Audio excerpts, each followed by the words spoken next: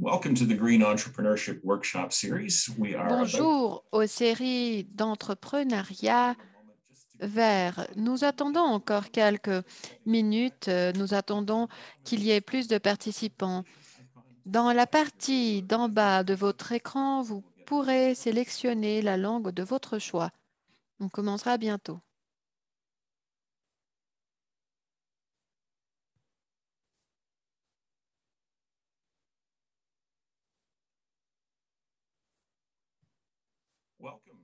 Bonjour à la deuxième session de cette série d'ateliers sur l'entrepreneuriat vert. Je suis Brock Dickinson et c'est un plaisir de vous recevoir à la session d'aujourd'hui. J'aimerais en fait profiter de cet instant pour présenter quelques idées initiales. D'abord, comme cela est commun au Canada, j'aimerais en fait faire la reconnaissance du territoire. Nous nous situons dans le territoire traditionnel de Waterloo. Et en fait, nous nous trouvons dans un territoire qui avait été promis aux Six Nations autour de la Grande Rivière. Et en fait, nous nous trouvons dans les territoires traditionnels des Neutres, des Anishinabek et des Haudenosaunee. On veut reconnaître les contributions des peuples autochtones du passé et dans le présent. Et donc, nous vous invitons à réfléchir là-dessus pendant cette session. On vous invite à réfléchir sur quels sont les territoires traditionnels où vous vous trouvez et où vous travaillez. À présent, nous aurons quelques éléments d'information. Cette session sera disponible en français, anglais et espagnol. Si vous voulez écouter la langue de votre choix, s'il vous plaît, faites clic sur l'icône de l'interprétation et choisissez la langue, que ce soit l'espagnol, le français ou l'anglais, selon la langue de votre préférence. Pendant cette session, vous pourrez poser des questions aux présentateurs, aux intervenants pendant cette session. Nous avons cette fonction de questions-réponses. Il y a aussi une fonction de chat où vous pourrez vous présenter, vous pourrez partager vos commentaires, vos idées. Et nous aurons une session questions-réponses plus formelle plus tard. L'événement d'aujourd'hui est en fait organisé par l'Université de Waterloo, mais aussi par le CCE. Il s'agit de notre deuxième session pendant ces ateliers. Et en fait, nous avons fait ce partenariat formidable où nous partageons les différentes idées et nous voulons le connecter avec le travail formidable que la CCE fait partout dans le Canada, le Mexique et les États-Unis. Alors, cette série d'événements a le soutien du réseau Éco-Innovation. C'est un partenariat entre universités. On peut voir ici dans cet écran quelles sont les universités qui ont participé à ces séries d'ateliers. Et si vous n'êtes pas un membre de l'éco-innovation, on vous encourage à trouver une façon de vous joindre à ce réseau. Et donc, à présent, je vais vous présenter l'individu qui sera le modérateur de cette séance. C'est Majid Mirza. Majid, c'est le fondateur et le PDG de ESG Tree. Il s'agit d'une organisation qui recueille des données de gouvernement et écologique. C'est aussi un membre du Forum canadien pour l'investissement et le développement. Il a lidéré la stratégie sur la gouvernance, l'environnement et la partie sociale. Et il développe donc ce modèle environnemental, social et de gouvernance. Majid est aussi un étudiant de doctorat dans l'université de Waterloo. Majid, c'est génial de t'avoir parmi nous aujourd'hui. On sait que tu feras un travail formidable pour la modération de cet atelier. Merci beaucoup, Brock. Merci beaucoup de cette présentation merveilleuse. Bienvenue tout le monde. Je suis vraiment très enthousiasmée de pouvoir participer dans cette série d'entrepreneuriat vert. Bienvenue à la deuxième session sur le sujet de l'entreprise privée et de l'entrepreneuriat vert. Je suis vraiment très motivée. Nous avons des intervenants formidables. Et donc, nous aurons plusieurs personnes qui vont participer aujourd'hui et on est vraiment très enthousiasmés d'écouter ce que vous avez à dire. Et donc, vous pouvez aussi écrire, par exemple, sur le chat d'où vous êtes connecté. Ce sera génial de vous écouter. On va continuer à observer le chat pour voir quelles sont les conversations. Comme Brock l'a déjà mentionné, il s'agit d'un partenariat entre l'Université de Waterloo, la partie d'environnement, et aussi le soutien de la Commission pour la coopération environnementale.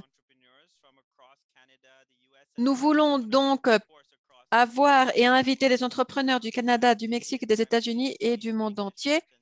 Nous aurons la traduction vers l'anglais, le français et l'espagnol. Donc, comme Brock l'a dit, s'il vous plaît, ayez la liberté de choisir la langue de votre choix. Et donc, on m'avait dit que je dois parler lentement pour les interprètes. Je vais devoir le faire. Selon les mises à jour les plus récentes, nous avons plus de 100 enregistrements de plusieurs pays, ce qui inclut le Sri Lanka, le Brésil, l'Égypte, le Royaume-Uni et même mon pays natal, le Pakistan. Donc, c'est un événement très divers et on continue. Je vais parler sur mon rôle et sur ce que je fais ici. Donc, aujourd'hui, je vais modérer les présentateurs, les intervenants. Désolée, Majed, est-ce que je pourrais te demander de, s'il te plaît, parler un petit peu plus lentement? Ah, mais pas de problème. Voilà, c'était ma version un petit peu plus ralentie, hein. Voilà, je vais ralentir davantage. Et à présent, je vais présenter les orateurs, les intervenants, mais après, nous aurons les présentations des panélistes d'aujourd'hui. Après, nous aurons la partie questions-réponses. Vous pourrez utiliser la fonction questions-réponses qui se trouve dans la barre afin de poser vos questions aux intervenants. Et après, nous conclurons après 90 minutes. Et après, j'aimerais vous parler un petit peu sur les panélistes. Nous aurons des présentations de 15 minutes sur les sujets des entreprises privées et de quelle façon les entreprises peuvent soutenir les nouveaux entrepreneurs. À présent, permettez-moi de faire la présentation de notre premier orateur, Juan del Cerro. Juan del Cerro est un entrepreneur social. Il croit que l'impact de l'entrepreneuriat pour résoudre les problèmes les plus importants de la société est extrêmement important. Il a gagné le prix de l'entrepreneuriat pour son travail qu'il réalise au Mexique. En 2017, il a été sélectionné comme le meilleur citoyen pour cet impact à des milliers de personnes grâce à son travail. Juan travaille aussi dans l'Association mexicaine des entrepreneurs, l'ISIM, et il travaille sur différents sujets sur l'entrepreneuriat social. Juan est aussi un analyste professionnel. Il travaille sur ces sujets-là avec 4 continents différents. Et sans plus de préambule, on donne la parole à Juan. Merci beaucoup, Mahid.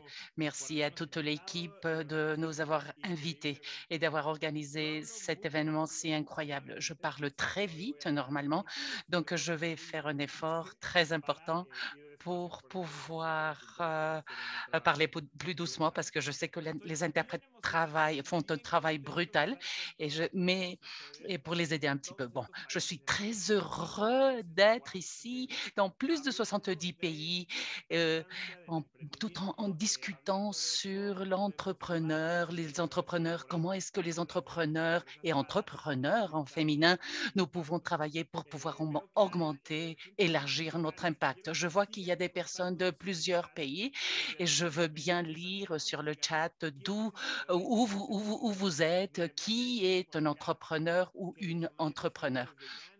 Il y a quelqu'un qui nous voit et qui se trouve en Iran. Je n'étais jamais arrivée si loin. Aguascalientes, la Tanzanie, Émilie depuis l'État de Mexico, Gabriela depuis Oaxaca. Je vois que depuis Charlotte aux États-Unis. J'ai déjà connu Charlotte. Et regardez, Tabasco, le Canada, l'Inde, New Delhi. Bon, c'est excellent. Je suis très, très, très content. Continuez de participer sur le chat. Racontez-nous où vous vous trouvez et racontez-nous si vous êtes un ou une entrepreneur pour qu'on puisse vous connaître. Botswana, ben, imaginez-vous. Alors, je veux également savoir si je parle très, très vite ou pas. Bon.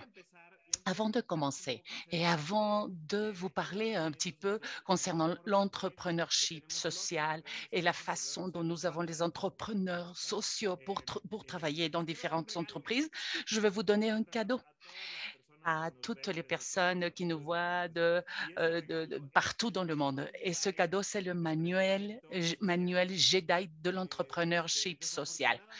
Malheureusement, j'ai la version en espagnol pour l'instant, mais s'il y a des gens qui me demandent cela en anglais, je pourrais quand même faire la traduction vers l'anglais. Je suis un nerd, c'est-à-dire que j'aime bien la guerre des galaxies, j'aime bien plein de choses. Donc, ce manuel Jedi de l'entrepreneurship social a à voir avec l'entrepreneurship. Bon, j'ai déjà créé du contenu pour les entrepreneurs, comme on l'a déjà dit, et c'est très difficile parfois de pouvoir vous dire, entrez dans ma page, parce qu'il y a beaucoup de matériel dessus. Et dans ce manuel Jedi, j'ai beaucoup des matériels que j'ai inclus, c'est-à-dire que j'ai inclus les livres, des articles, des cours gratuits d'entrepreneurship, etc., etc., etc., tout dans ce manuel Jedi de l'entrepreneurship social. Et c'est très facile de l'obtenir, c'est-à-dire que si vous voulez l'avoir, suivez-moi en Instagram. Envoyez-moi un message sur Instagram et dites-moi: ah, je t'ai vu dans l'événement de la CCE et donc je voudrais avoir le manuel. Si vous n'avez pas Instagram, je suis à TikTok, en LinkedIn comme Juan del Cerro et je suis dans tous les réseaux sociaux comme Juan del Cerro. Vous pouvez me trouver et vous pouvez me contacter également et je vous passe mon WhatsApp également. Mes réseaux sociaux sont principalement en espagnol, mais à WhatsApp, je réponds tous les messages en anglais. Oh, si vous m'écrivez sur les réseaux sociaux, si les personnes ne parlent pas français ou anglais, je vous réponds en anglais. Je pourrais vous répondre en espagnol également. J'ai fait des études en français, je sais un tout petit peu, mais bon, mon WhatsApp, si vous voulez continuer la conversation avec moi, je suis à WhatsApp, je suis sur les réseaux sociaux.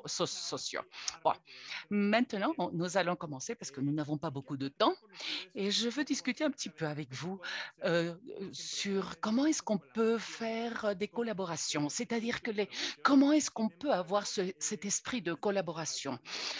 Avant de commencer à parler de la collaboration, je voudrais s'il vous plaît, dites-moi si je surpasse le temps.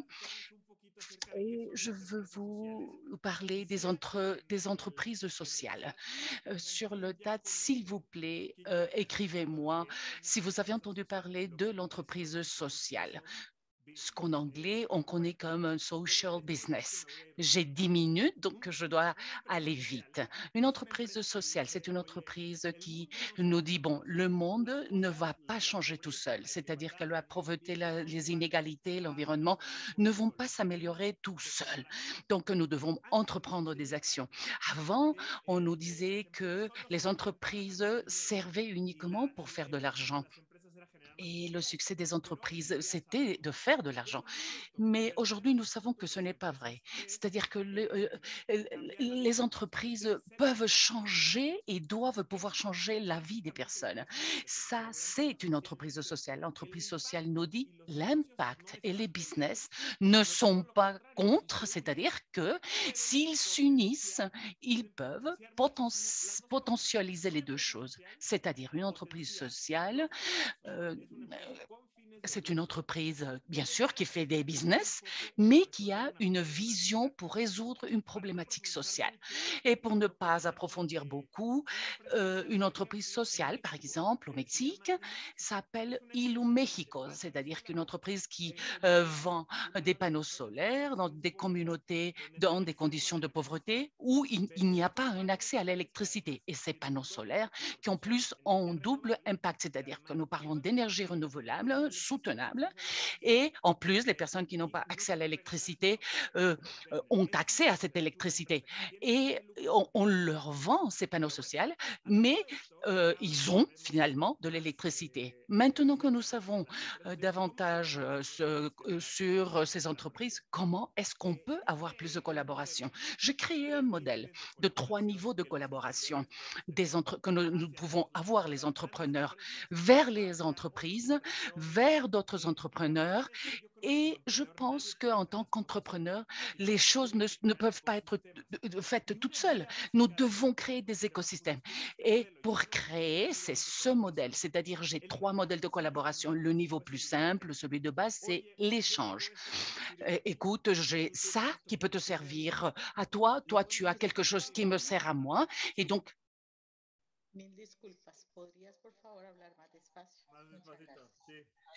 oui, je vais essayer de parler plus doucement. Bon, il y a 3 niveaux de collaboration. La première, c'est les échanges. Le premier, c'est l'échange. Les échanges ne coûtent pas, c'est-à-dire que une personne a besoin de cela. Donc, cet entrepreneur me donne un contenu et moi, je le publie dans mes réseaux sociaux, sur mes réseaux sociaux. C'est-à-dire que c'est un win-win. Et le deuxième niveau dont je vous parle, moi, j'ai mis donc l'embauche en tant que titre. C'est-à-dire que toi, tu as quelque chose dont j'ai besoin. Les entreprises ne peuvent pas résoudre tous les défis qu'elles ont. Parfois, elles sont lentes, elles sont bureaucratiques. Parfois, elles n'arrivent pas jusqu'à la jeunesse, aux jeunes. Donc, ils embauchent les entrepreneurs pour qu'ils puissent leur donner un service et de cette façon-ci résoudre leurs problèmes. J'ai un projet, j'ai besoin de ton aide pour participer à ce projet, c'est mon projet et toi, tu trouves la solution. Et le troisième niveau, c'est celui de la co-création. C'est-à-dire, on va s'asseoir ensemble, on va définir ce que tu veux avoir, qu'est-ce que je veux avoir, on va créer quelque chose de zéro, c'est-à-dire qu'en tant que partenaire, on va créer quelque chose ensemble. Ça fait 8 ans que je suis entrepreneur et toutes mes collaborations entrent dans ces 3 niveaux. Je n'aurai pas suffisamment de temps pour pouvoir approfondir, mais il y a beaucoup d'exemples de collaboration d'entreprises. Un que j'aime bien, c'est Ecolana. Et elle est de Tetra Pak, c'est une entreprise. Ecolana, c'est une entreprise qui n'a pas une capacité énorme pour recycler tout le matériel et Colana a créé une carte numérique où les personnes peuvent aller chercher les Tetra Paks et au lieu que Tetra Pak crée cette infrastructure, elle embauche ces 2 entrepreneurs et qui peuvent aller directement chercher ce matériel. Et c'est une alliance avec eux.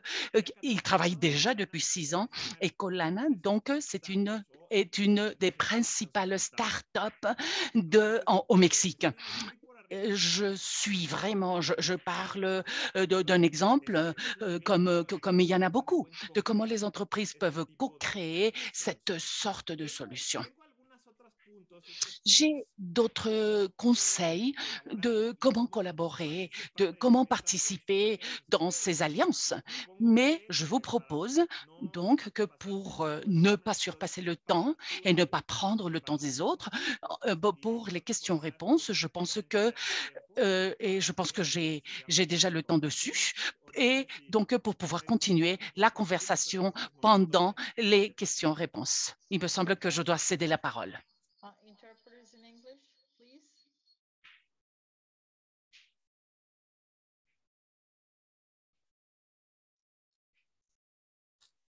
Ahí no sé.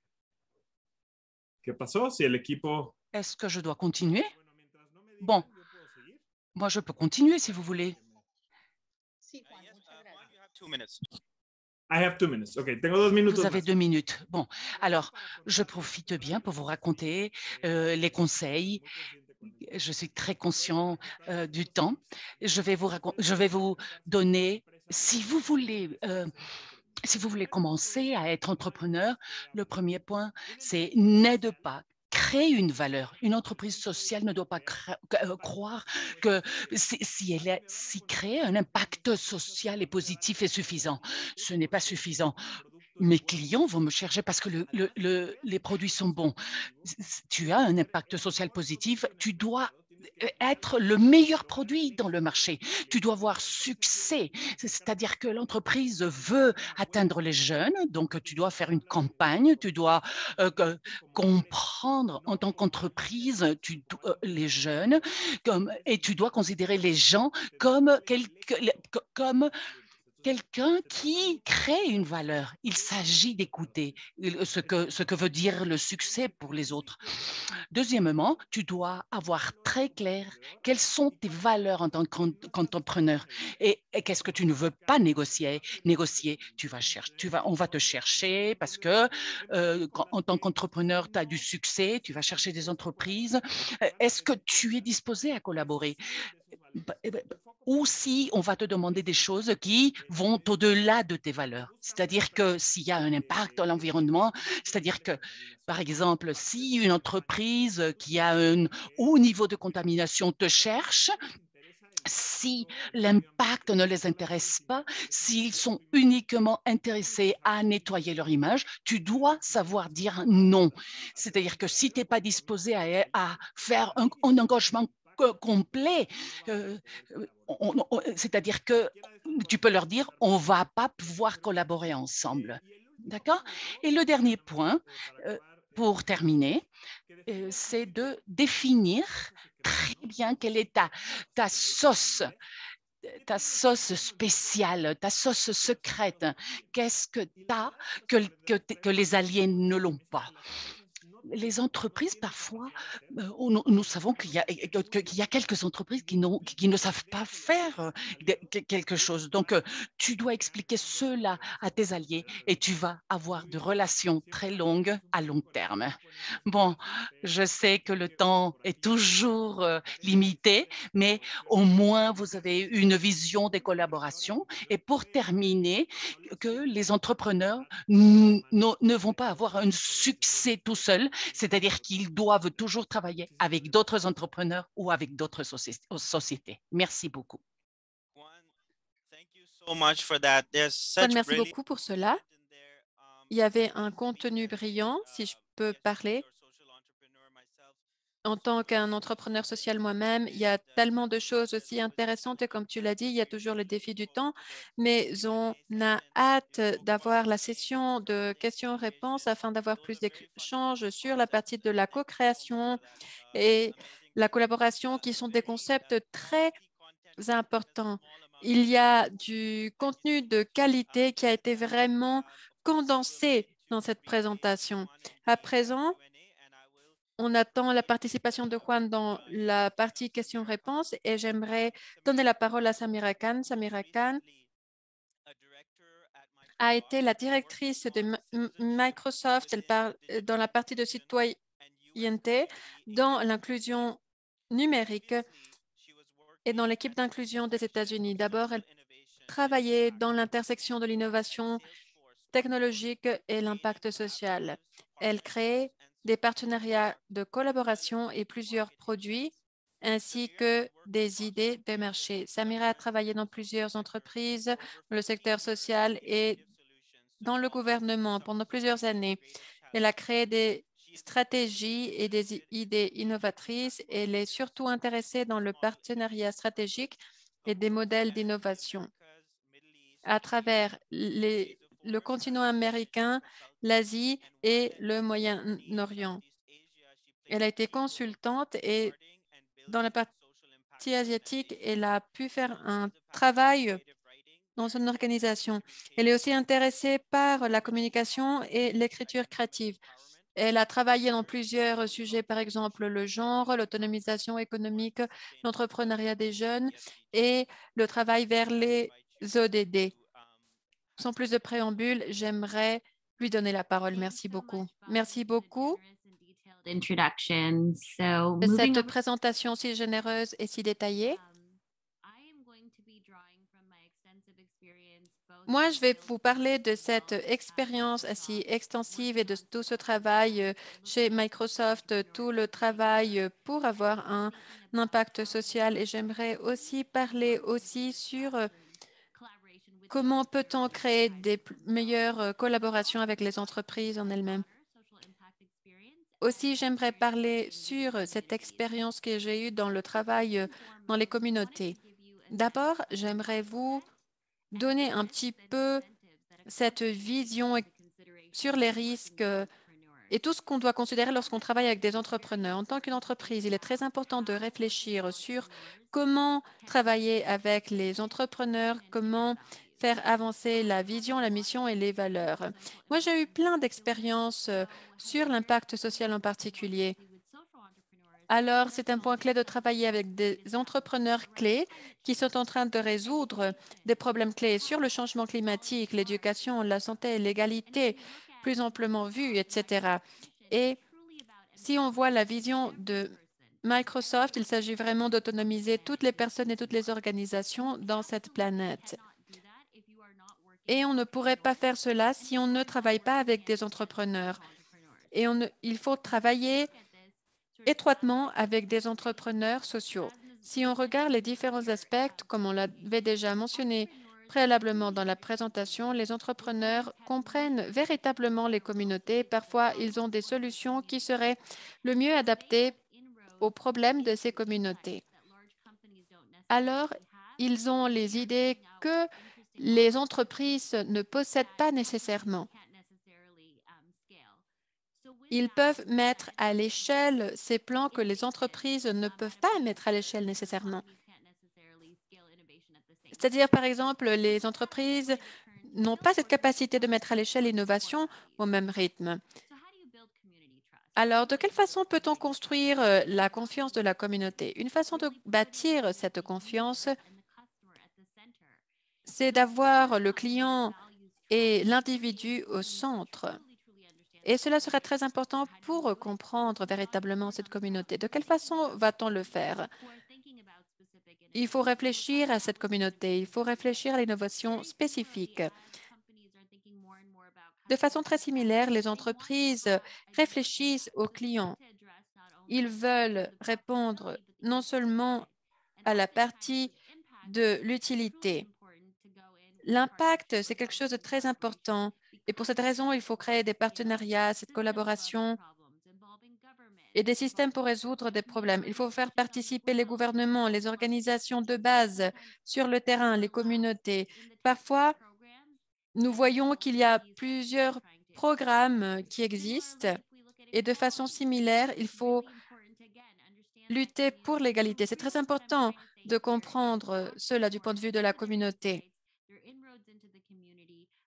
Et alors, il faut voir quelles sont les relations qu'il y a avec cette communauté. De quelle façon l'entreprise peut créer la confiance, générer cette innovation et avoir cette égalité dans l'ordre du jour. J'aimerais parler de Novartis, une entreprise qui travaille dans le secteur de la santé. De quelle façon le bien-être des personnes, en fait, c'est un problème qui est très important et Novartis fait cela de son côté. Les chaînes d'approvisionnement dans le secteur de la santé, c'est quelque chose de très important et ils doivent pouvoir fournir des médicaments et des solutions et ils doivent pouvoir répandre cet accès. Voilà, il ne s'agit que de quelques exemples qui nous montrent l'importance des entrepreneurs qui doivent aligner ce travail à la vision, la mission et les valeurs afin d'aider les entreprises et de dire quelle est la signification de cette vision, mission et valeurs du point de vue des entrepreneurs. Alors, l'objectif des entreprises devient de plus en plus important. Les entreprises essaient de créer et d'aligner cette vision, mission et ils veulent s'assurer qu'ils travaillent étroitement avec les entrepreneurs. On a déjà parlé sur bâtir la confiance à l'intérieur des communautés. Aussi, les entrepreneurs et les entreprises doivent pouvoir entrer dans les communautés et doivent être en contact avec les dirigeants de ces communautés. Ils doivent aussi démontrer leur leadership dans ces communautés et ils doivent pouvoir créer ce travail collaboratif. Et en plus, ils doivent générer cette innovation. Il s'agit d'actions qui soient très collaboratives avec les principaux intervenants. C'est une façon de voir l'innovation sociale et l'entrepreneuriat afin de pouvoir travailler étroitement avec les entrepreneurs sociaux et cela devient de plus en plus important. Il faut voir quels sont les rôles clés des entrepreneurs qui pourront aider les entreprises. Mais de même, si on pense aux entrepreneurs et aux entreprises, on pense que les entreprises, les affaires veulent être durables, ils veulent être rentables. Les entreprises qui ont des liens plus forts aux communautés ou qui travaillent avec les entrepreneurs sociaux sont en général plus résilients parce qu'ils peuvent fournir ces services à la communauté et ils ont des meilleurs résultats dans les marchés. Il s'agit d'une autre raison pour laquelle les entreprises doivent travailler de façon très étroite avec les entrepreneurs, parce que les entrepreneurs sont en train de diriger ces innovations environnementales, sociales et de gouvernance. Lorsque les entreprises les plus larges travaillent avec les entrepreneurs sociaux, ils peuvent se diriger à leurs partenaires commerciaux, ils peuvent parler sur la partie de durabilité et en général, non seulement lié à la partie technologique de l'entreprise, non seulement sur le produit, mais ils peuvent donner le point de vue de l'impact, de la durabilité. Ils vont seulement l'obtenir s'ils comprennent très bien la communauté et l'innovation. Ils ont toute cette opportunité de co-créer un ordre du jour sur l'innovation sociale. Et finalement, je pense qu'on a déjà mentionné le rythme de l'innovation. En général, ce rythme augmente et les entreprises doivent continuer à développer ces innovations qui sont en cours sur le terrain. Et en général, cela est vrai. Il y a plusieurs entreprises qui voient de quelle façon augmenter leur empreinte au niveau mondial.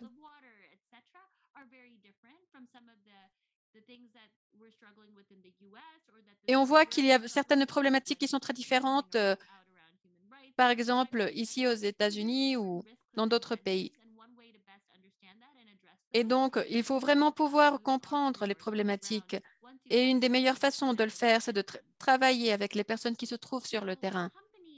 Alors, les entreprises devraient avoir une approche holistique basée dans le capital afin d'augmenter cette probabilité d'avoir un impact de soutien.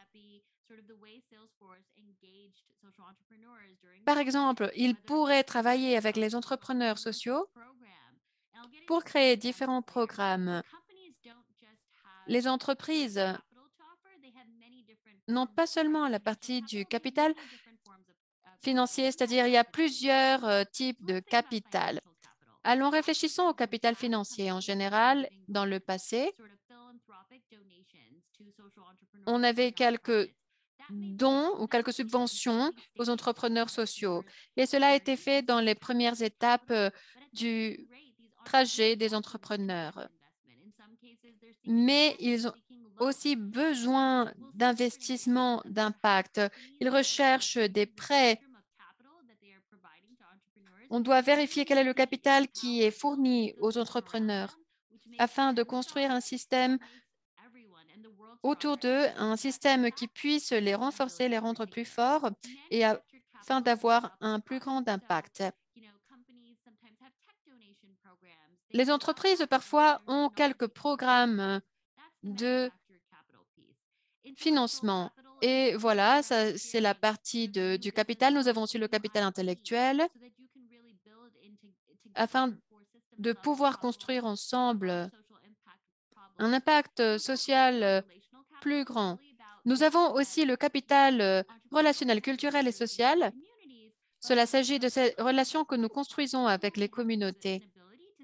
Il s'agit d'avoir cette capacité de mettre à l'échelle ce projet et de faire croître ces relations. De quelle façon avoir un meilleur accès à ce type de capital pour les entrepreneurs? Voilà une question clé. Nous avons aussi le capital humain. Il s'agit d'avoir un personnel talentueux et avec les capacités nécessaires et de quelle façon l'entreprise pourra apprendre de ça. Il y a plusieurs programmes où les employés sont admis dans des entreprises technologiques et cela est lié aussi au soutien marketing, au soutien de cette entreprise. Et nous l'avons vu pendant la pandémie pour les entrepreneurs sociaux. Il y a un lien aussi avec la durabilité. Il y a une opportunité de créer ces échanges et de construire ensemble. Alors, de quelle façon peut-on travailler de façon stratégique avec cette entreprise? Il s'agit de créer toute une agenda d'innovation sociale. Quels sont les problèmes sociaux que cette entreprise pourra résoudre? De quelle façon pourra-t-on l'écrire dans les rapports et dans le site web? Mais en fait, cela requiert d'être en contact avec une personne qui travaille dans cette entreprise et de voir quel est le problème que cette entreprise veut résoudre. Il faut voir quelles sont les forces et les faiblesses parce qu'en général, les entreprises veulent savoir où elles pourront générer cet impact et c'est un processus très stratégique. Il faut le comprendre mieux. Un deuxième point, c'est la partie du centrage. Il faut savoir où travaille cette entreprise, quels sont les domaines de centrage et de quelle façon peut-on les aider à se rapprocher de leurs objectifs et avec qui on va travailler. Et finalement, il y a une autre partie continue sur l'impact et de quelle façon peut-on faire le traçage ensemble. Donc, j'aimerais continuer très rapidement parce que je vois Majid. Il y a des entreprises qui révisent comment sera cette équation sur la partie, par exemple, du temps des employés et aussi de quelle façon travailler avec les entrepreneurs et de quelle façon peut-on bouger cette partie-là sur le changement climatique. Et donc, je pense que j'ai déjà eu l'opportunité de parler sur cette discussion et sur la partie de collaboration. Les réseaux sont extrêmement importants. Les modèles qui sont basés dans les réseaux, les engagements conjoints et aussi les forums d'apprentissage partagés. Nous avons des opportunités d'apprendre ensemble. Et aussi, nous avons le domaine du fonds collaboratif. Les entrepreneurs sociaux ont travaillé dans le forum et dans cette diapositive. Vous aurez un aperçu général sur cette réponse que l'Alliance a fournie aux entrepreneurs sociaux. Il s'agissait de mobiliser les différents actifs afin de pouvoir générer plus de capital et de le diriger vers les entrepreneurs. Et je n'aurai pas le temps d'expliquer toutes les diapositives, mais IKEA, en termes de produits, a vraiment fait participer les entrepreneurs dans la chaîne de conception, ils leur ont fourni un soutien financier et aussi EI a un programme qui est lié à l'entrepreneuriat. Ils ont pu aider ces entrepreneurs. Voilà, je voulais tout simplement mentionner quelques exemples. SAP a aussi inclus plusieurs entreprises dans sa chaîne d'approvisionnement. Et voilà, c'était quelque chose que je voulais vous partager. Cela a été écrit par Jean-Philippe Courtois. Il a voulu souligner que son expérience chez Microsoft a été vraiment très autonomisante. Il n'y a pas de meilleure façon de le faire. Et on peut se rapprocher aux entrepreneurs sociaux. Merci beaucoup. Majid. Samira, ton contenu est toujours vraiment très pratique et très intéressant. Merci beaucoup pour cette discussion. On a déjà parlé sur comment les entrepreneurs sociaux peuvent travailler vers l'innovation, la durabilité. Et en fait, j'ai vraiment aimé quand tu as dit que les entrepreneurs peuvent aider de très grandes entreprises. Cela est vraiment très intéressant parce qu'en général, on pense de la façon contraire. Mais dans ta présentation, tu as démontré que les entreprises déjà établies, les grandes entreprises, ont aussi besoin d'aide. Merci beaucoup de cette présentation.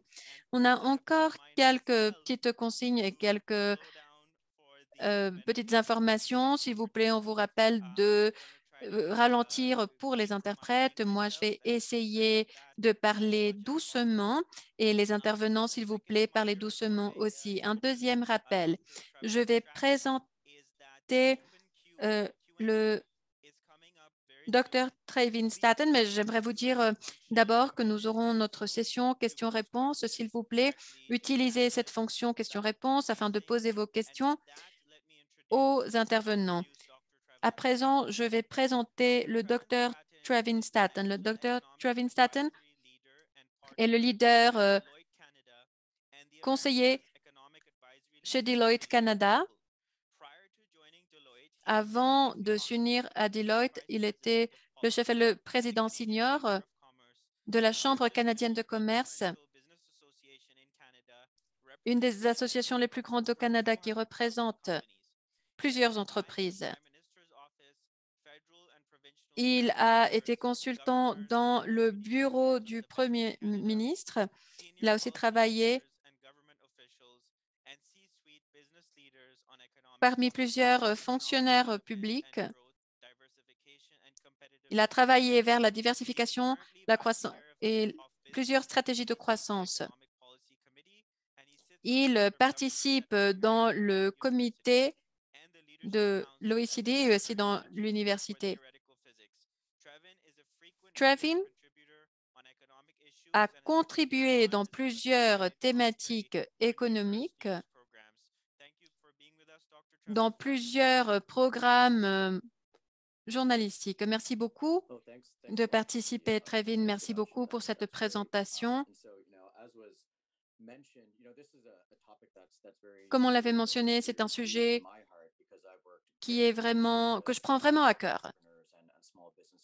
Parce que moi, j'aime vraiment aider les entrepreneurs et les petites entreprises. Et donc, je voulais représenter les entrepreneurs à travers le Canada. Et donc, oui, je travaille avec la partie de consultation économique de Deloitte, ce qui est énorme. Et c'est une des entreprises déjà établies desquelles on parlait. Depuis mon expérience, je peux dire que en ce qui concerne les entrepreneurs et les entreprises les plus larges, elles doivent s'engager avec ce qu'elles veulent accomplir, que ce soit l'impact social ou financier. Il y a plein d'opportunités. Et les organisations ont des forces différentes. Il faut les rassembler.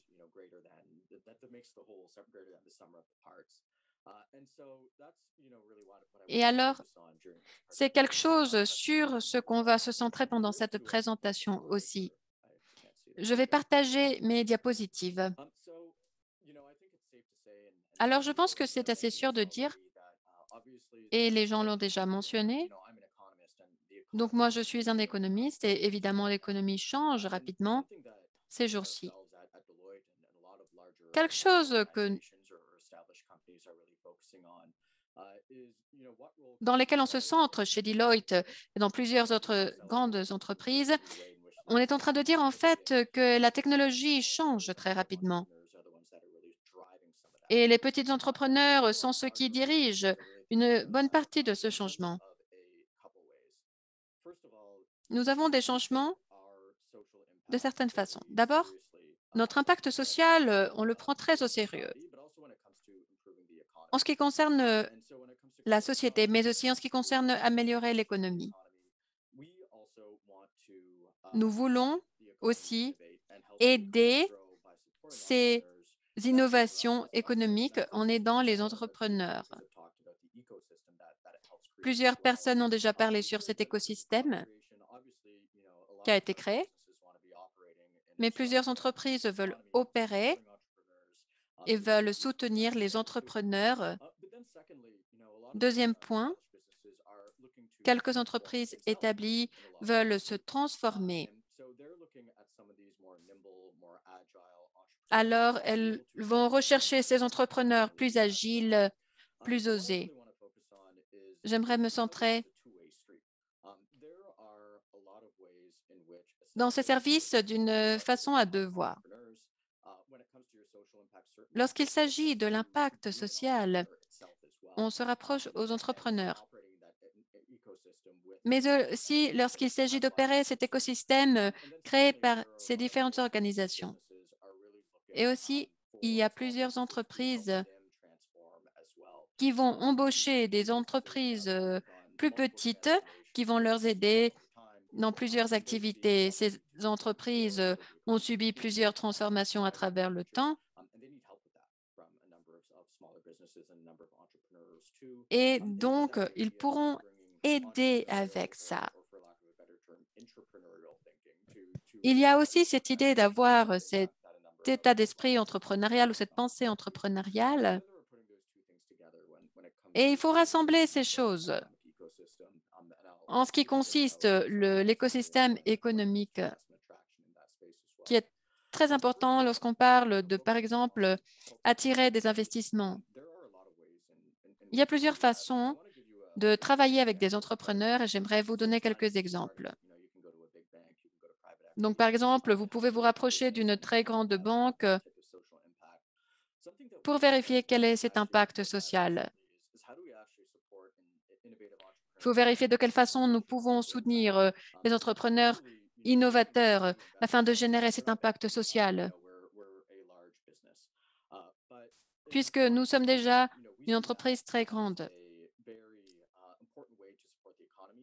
Nous considérons qu'il s'agit d'une façon très importante de soutenir l'économie.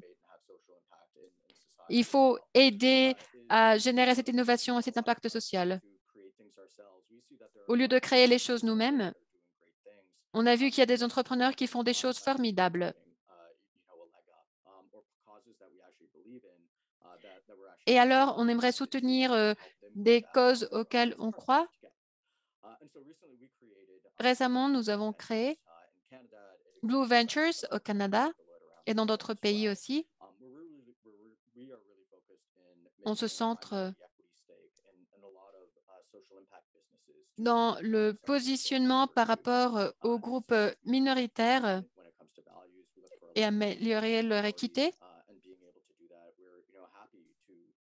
Pour faire cela, on est très heureux de pouvoir partager ce risque.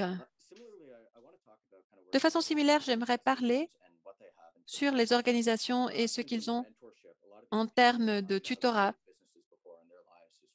puisqu'il s'agit de personnes qui n'avaient jamais créé d'entreprise auparavant. Et il y a plein d'opportunités pour aider ces personnes-là afin d'avoir l'effet qu'on aimerait avoir et d'avoir les conversations nécessaires. On travaille avec des clients dans différents secteurs de l'économie. Et le fait d'avoir ce type de connaissances nous permet d'avoir ou de créer un réseau de connaissances que les entrepreneurs considèrent extrêmement précieux.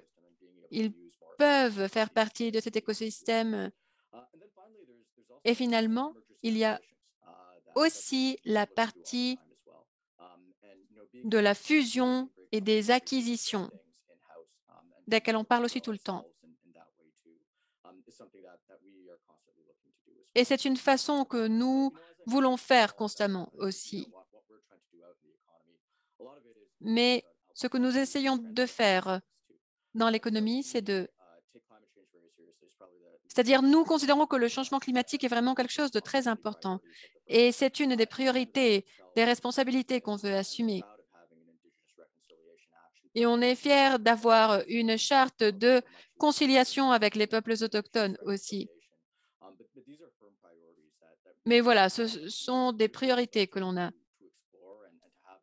Mais nous sommes prêts à explorer et de voir ce qui est possible à faire. Certainement, nous avons une certaine expertise en ce qui concerne l'énergie verte, le changement climatique et différentes connaissances qui sont nécessaires pour pouvoir affronter le changement climatique.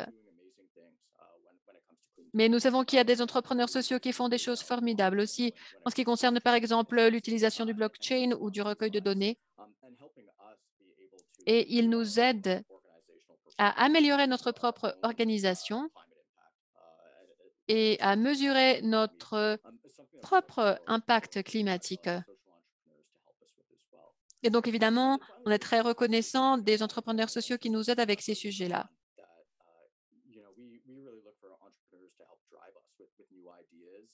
On espère aussi que les entrepreneurs puissent nous aider avec de nouvelles idées sur ce qu'on pourrait faire. Et aussi, on encourage les entrepreneurs à le faire. Et en ce qui concerne les modèles économiques, on se centre dans la partie de faire les choses, mais aussi dans la partie de la recherche et du modelage aussi. On travaille dans certaines régions, dans certains pays du monde. Lorsque les investisseurs prennent ce type de décision, ils vont certainement voir la complexité réglementaire, la partie des impôts, de l'infrastructure, des choses de ce genre. Mais de plus en plus, une chose que les investisseurs recherchent, c'est l'écosystème économique. Ils vont investir là-dessus véritablement. Parce qu'il y a des opportunités d'acheter des technologies d'entreprises plus petites, par exemple des startups. Et ils recherchent de plus en plus des centres de talent dans tous les secteurs. Ils recherchent aussi des entrepreneurs plus jeunes qui puissent entrer dans cet écosystème. Et cela est très important puisqu'il s'agit de pouvoir rassembler ces capacités, de rassembler les startups et les petits entrepreneurs afin de les faire entrer dans ces écosystèmes. Et lorsque nous avons ce type d'entreprise qui participent, ils sont vraiment motivés pour aller vers l'avant et créer cet impact social. Et c'est ce qui se passe lorsque nous parlons avec des entreprises partout dans le monde. Donc voilà, je vais m'arrêter là. Merci beaucoup. Trevin, c'était formidable. Merci pour avoir partagé aussi cette relation entre les institutions qui sont déjà établies et surtout celles qui se centrent dans la solution des problèmes et aussi ce lien avec les startups et les entrepreneurs. Et le système que tu nous as montré dans cette diapositive était aussi extrêmement intéressant. On te remercie beaucoup. Voilà, c'était une session très intéressante, un panel très intéressant qui va bientôt finir. Et évidemment, il y a plein de choses sur lesquelles on pourra réfléchir. Donc, j'aimerais vous rappeler que nous avons la fonction de questions-réponses sur Zoom. Et nous allons commencer notre panel de questions-réponses en ce moment. Donc, s'il vous plaît, Juan, si tu pourrais, s'il te plaît, retourner parmi nous et allumer ta vidéo, nous allons commencer à répondre aux questions. Voilà, nous avons deux questions pour Samira et Trevin qui ont parlé sur ce sujet.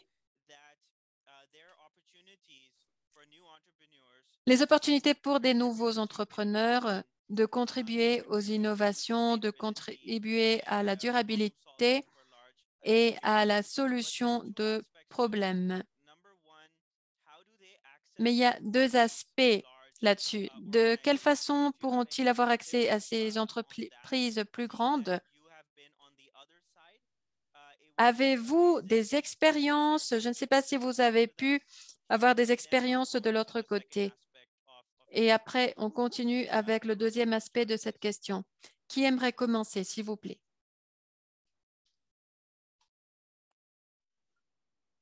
Yeah, why don't I start? And I think that Je pourrais commencer. Il n'y a pas de réponse magique pour le faire. On peut travailler de façon différente. Il faut donc construire cette relation avec une entreprise plus grande. Commencer des partenariats, c'est quelque chose de très important. Et moi, je n'ai jamais eu une grande organisation en tant qu'un client, mais on veut travailler avec des entrepreneurs. Et parfois, on peut parler de l'acquisition, mais cela commence avec un partenariat. Il faut s'assurer que notre croissance mutuelle soit garantie. Il s'agit de pouvoir aller rechercher cela et donc parfois, on pourrait voir ce qui est le plus utile. Lorsque vous avez une gamme de capacités que cette entreprise recherche et vous pourrez travailler ensemble, il s'agit d'être là avec les nouvelles technologies et de rechercher différents partenaires potentiels. Et c'est très bon de se rappeler de ça. Les entrepreneurs jeunes qui sont en train de créer une nouvelle entreprise veulent se rapprocher aux grands intervenants ou aux grandes parties prenantes. Ils vont perdre en ce qui concerne la partie de participation au marché. Parce qu'évidemment, il y a des coûts et il y a des opportunités.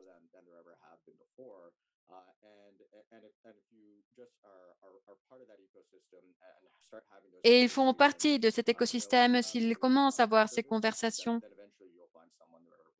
alors vous trouverez finalement quelqu'un qui pourra vous aider. Merci beaucoup. Trevin, Samira, est-ce que tu aimerais ajouter quelque chose? Oui, j'aimerais répéter des choses que Trevin a déjà commentées, mais à partir de mon expérience. Par exemple, les formations, donc voilà, il s'agit d'un de base. Aussi, je suis liée au programme de compétition et d'opportunités, donc c'est complètement lié à ce que Trevin avait mentionné. Donc, il faut considérer l'innovation qu'on est en train de créer et après, une partie des plus importantes, c'est le capital social et les relations.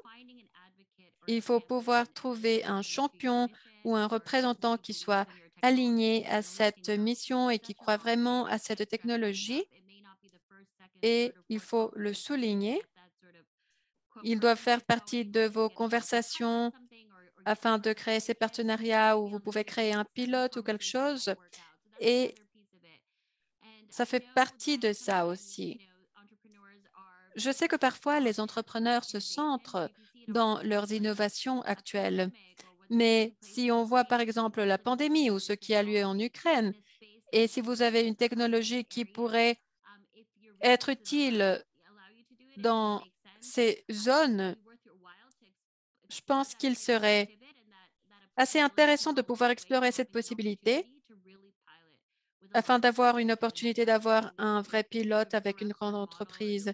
Moi, je ne dis pas que vous devriez corrompre votre modèle ou votre produit, mais vous devez essayer de l'adapter dans ce type de zone à présent afin d'avoir ces conversations que vous n'aurez pas d'autre façon.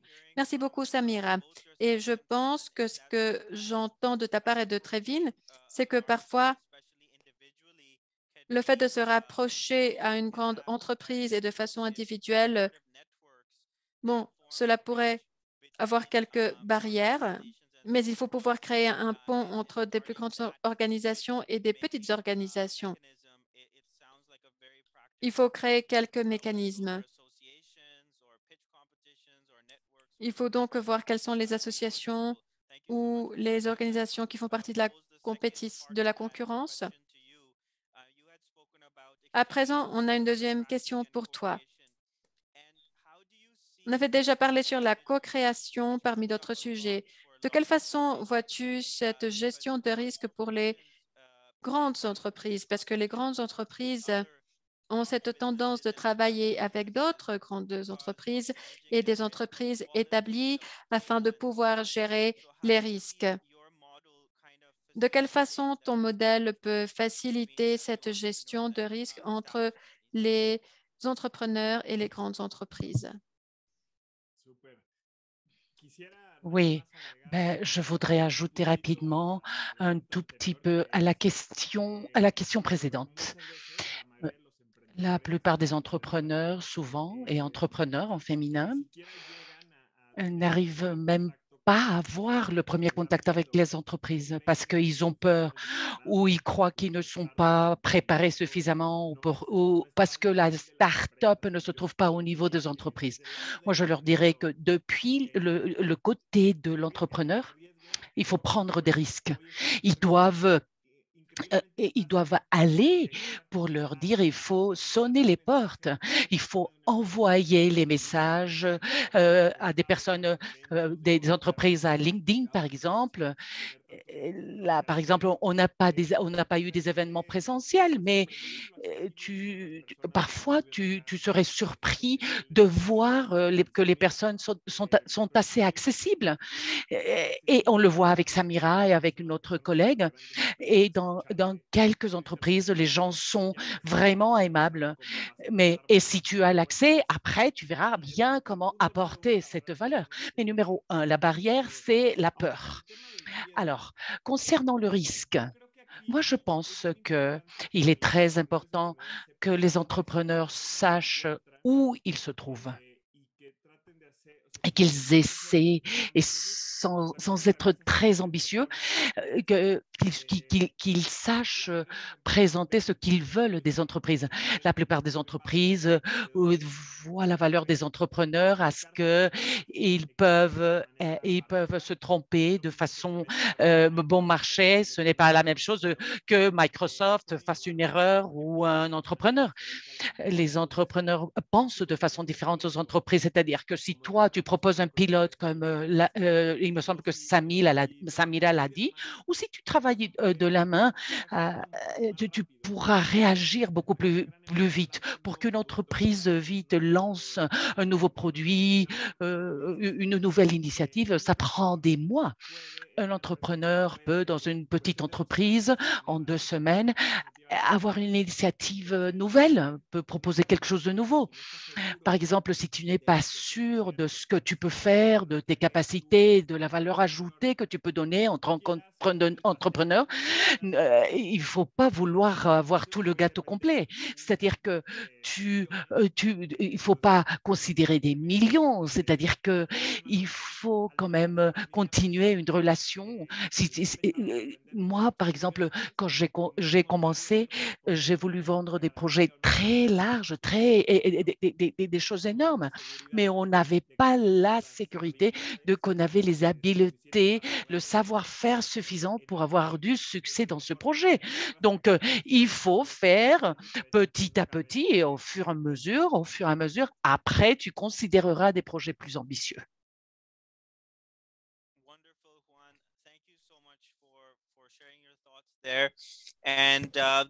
Merveilleux, Juan. Merci beaucoup d'avoir partagé ces idées.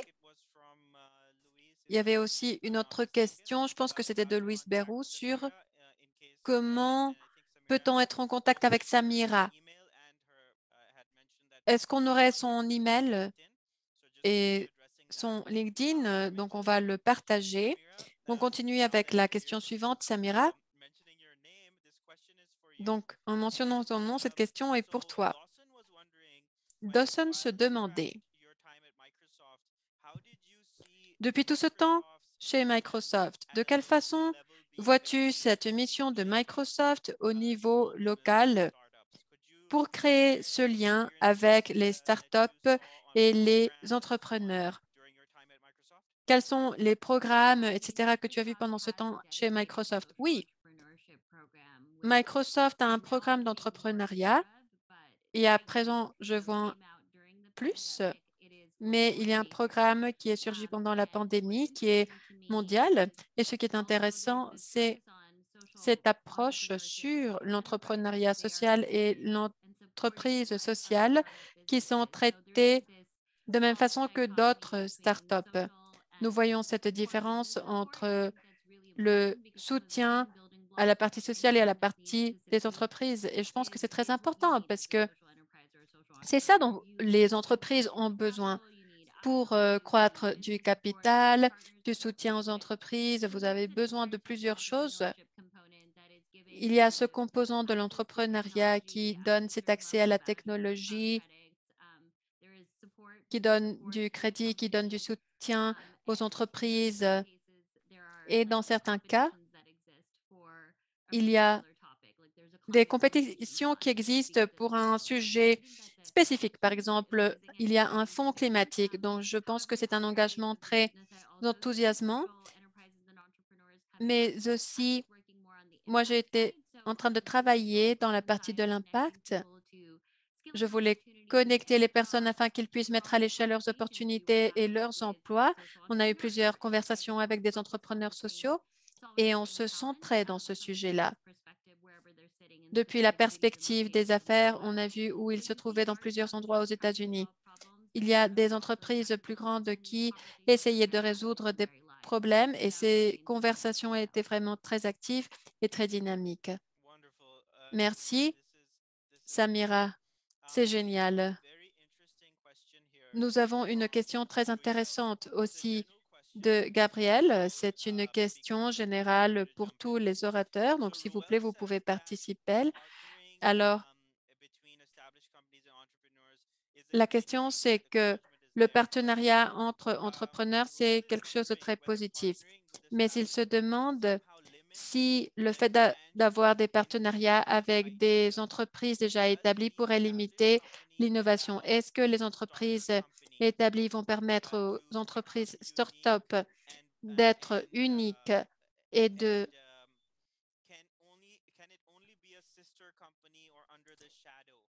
Est-ce que c'est seulement est-ce que ce sera une entreprise qui sera sous l'ombre de la société principale?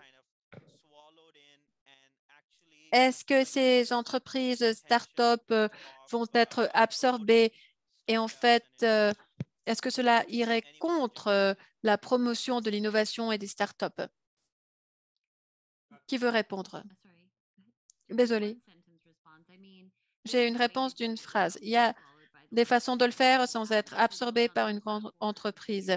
Si tu as ta propre plateforme et disons que tu es un partenaire technologique ou un fournisseur de solutions, si tu as un programme très spécifique et que tu as une stratégie future,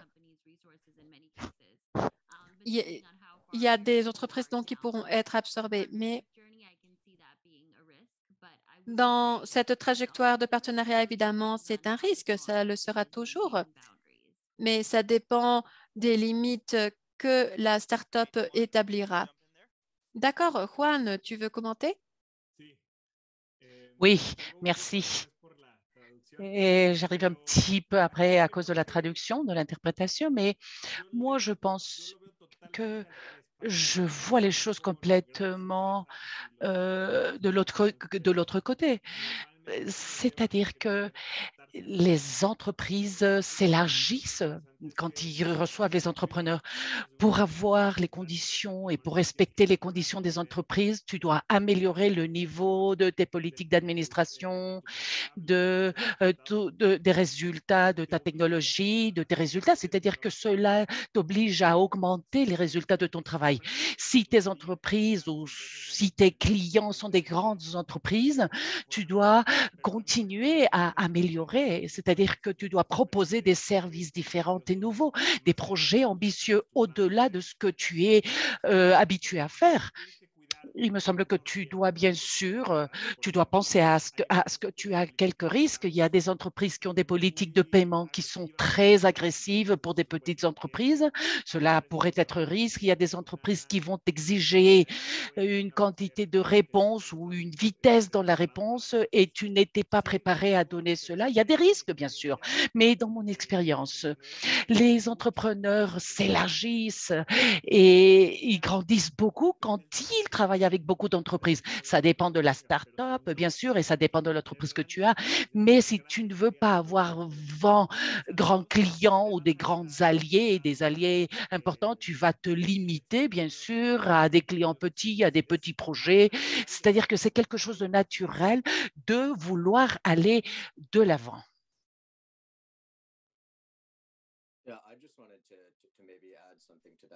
Je voulais ajouter quelque chose là-dessus. D'abord, c'est très important de choisir un bon partenaire. Ce n'est pas toutes les grandes entreprises qui sont égales. Et sûrement, vous aimeriez choisir une entreprise qui a des valeurs similaires aux vôtres. Et afin de générer un impact social ou n'importe quel type d'impact. Et donc, il faut vérifier cela dans cette organisation et dans ce partenariat. C'est quelque chose de très important. Il faut que vous trouviez une organisation avec laquelle vous ferez ce partenariat. Et il faut penser que cette grande entreprise a de la valeur. Et donc, de quelle façon est-ce que je vais l'aider? De quelle façon peut-on générer ces résultats? Il ne faut pas offrir quelque chose qu'ils ne sont pas capables de faire. Il faut voir quel type de grande organisation sait quelles sont les valeurs qu'elle a. Il ne s'agit pas d'être absorbé par une plus grande organisation. Eux aussi, ils essaient d'avoir le même type d'impact que vous essayez de faire. Et ils recherchent des leaders pour le faire. Et donc, il s'agit d'avoir un grand partenaire. Génial, merci beaucoup aux intervenants et merci beaucoup de cette question provocatrice. Il y a eu plein d'idées. Je pense qu'on a encore le temps pour une autre question. C'est une question pour le panel. Nous avons eu plein de discussions sur la durabilité, sur les différentes initiatives environnementales, sociales et de gouvernance et de carbone. Avez-vous des idées sur ces opportunités particulières que vous auriez vues pour les startups et pour les nouveaux entrepreneurs dans ce contexte?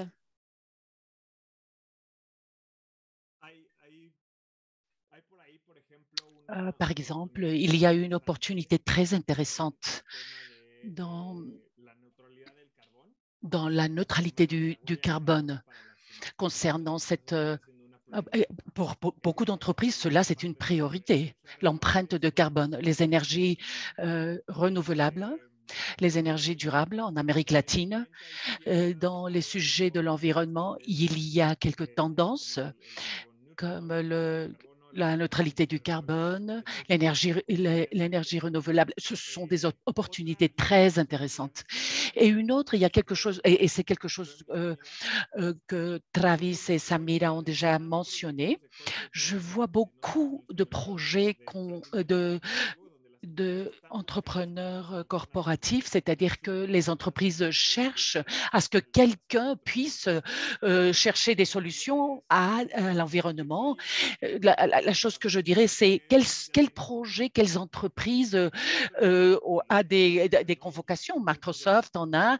Il y a beaucoup d'autres corporations qui demandent cela parce que la plupart des entreprises résoudre ces défis des EIG, c'est quelque chose dont ils sont intéressants, c'est-à-dire que c'est quelque chose qui les sort de son centre de business et c'est là que les entrepreneurs ont des opportunités. Moi, je leur dirais de chercher ces programmes d'innovation durable, solutions de grands défis.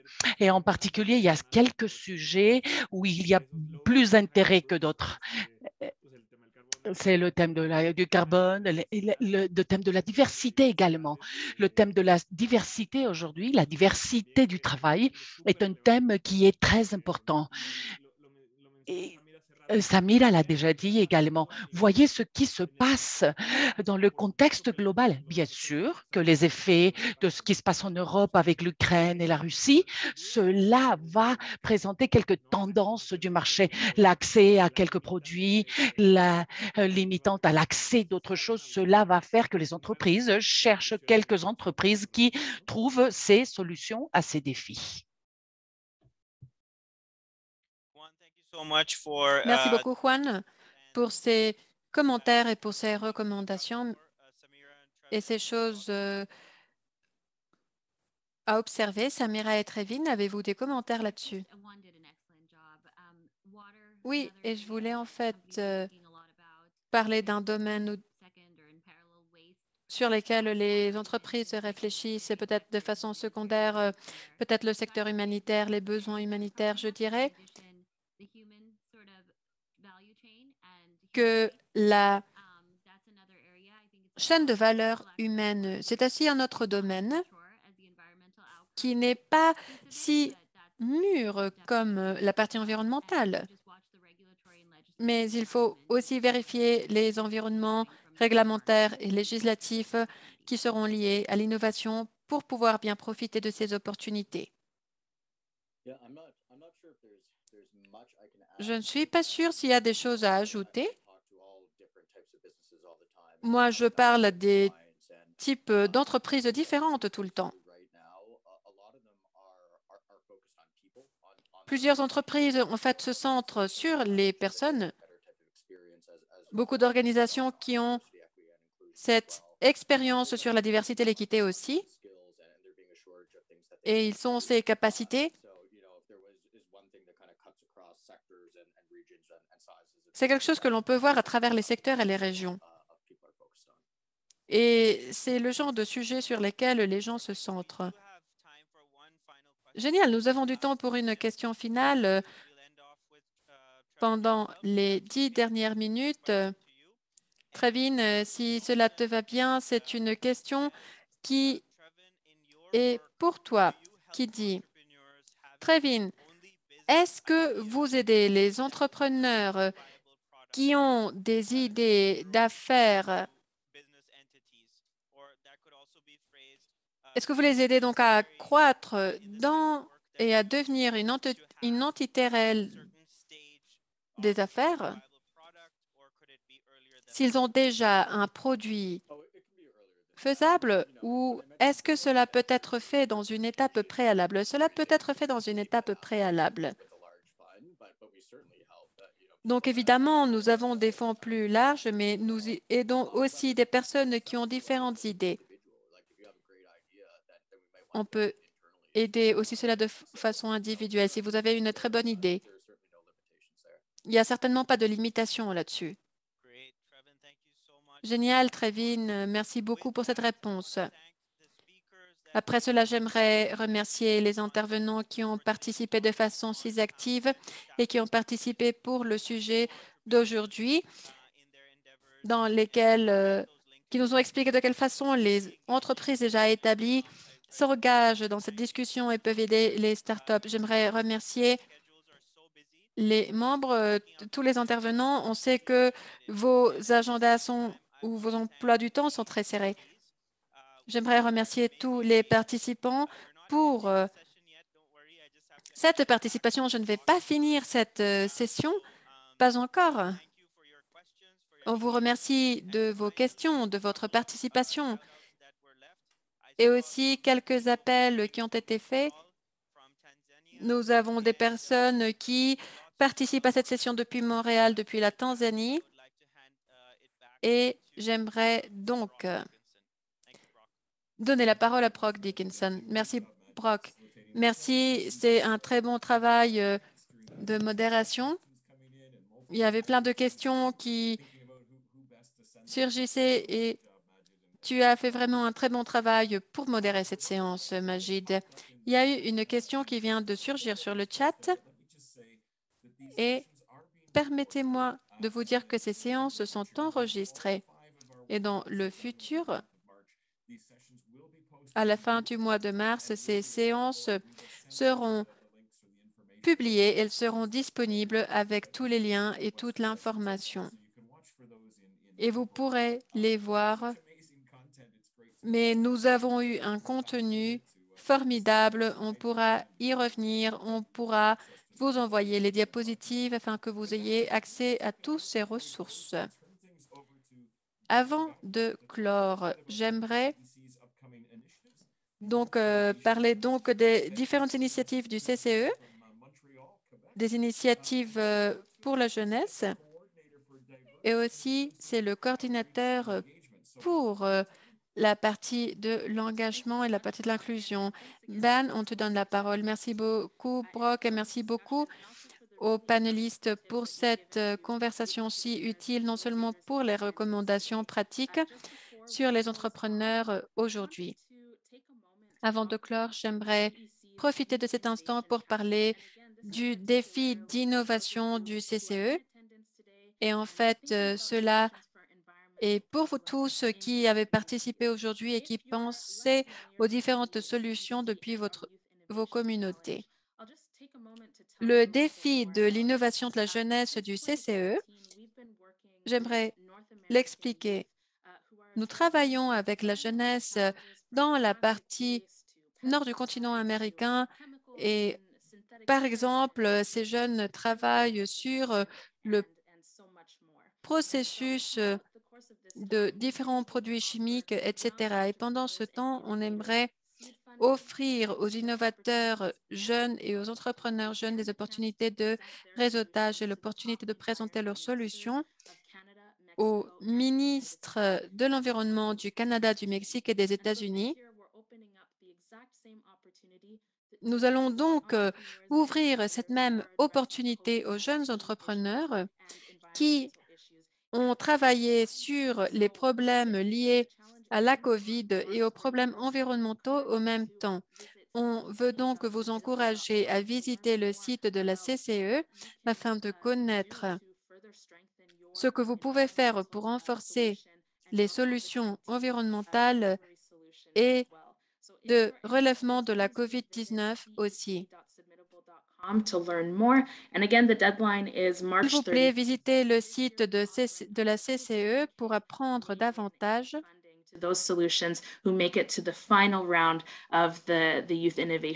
pour savoir quelle sera la ronde finale du défi de l'innovation de la jeunesse. Si vous connaissez quelqu'un qui serait intéressé à rechercher ces solutions qui seraient critiques pour soutenir les membres de notre communauté, s'il vous plaît, dites-leur. Et à présent, pour finir cette conversation, je donne la parole à Brock. Merci. Donc, plus tard pendant cette série d'ateliers, nous parlerons avec différents leaders. Et en fait, nous avons déjà travaillé beaucoup dans plusieurs occasions. On aura de très bons exemples sur les participants du défi de l'innovation de la jeunesse. J'aimerais clore, mais avant, j'aimerais remercier les interprètes parce que parfois, c'est difficile de ralentir lorsqu'on parle. Donc, merci beaucoup de ce travail que vous avez fait pour traduire ce contenu. et que tout le monde ait l'accès à cette information si importante. J'aimerais aussi remercier Liliana et tous les autres qui travaillent dans le siège du CCE. Parce qu'en fait, il y a plein de travail qui est réalisé derrière la scène. J'aimerais remercier Ben, Georgina, Eleanor du CCE qui participent aussi derrière les scènes. Et j'aimerais remercier les membres de mon équipe à l'Université de Waterloo pour avoir organisé cette session. Et en fait, j'aimerais vous remercier. Vous avez fait un travail formidable pour faciliter et pour partager toute cette information que vous avez. Finalement, j'aimerais remercier tous les participants. Donc, j'ai vu qu'il y avait plus de 140 personnes qui ont participé à cette séance. C'est vraiment génial de vous avoir ici. Et on est très reconnaissant de votre participation pendant cette session. La façon de changer le monde, la façon d'améliorer nos communautés, c'est partager nos connaissances et c'est formidable de faire partie de ce processus. Encore une fois, on se réunira la semaine prochaine pour faire tout cela encore une fois. On va parler sur les objectifs de développement durable des Nations Unies. De quelle façon peut-on atteindre et accomplir ces ODD? Nous aurons des intervenants différents et on aimerait encourager votre participation pendant ces séances. Merci beaucoup.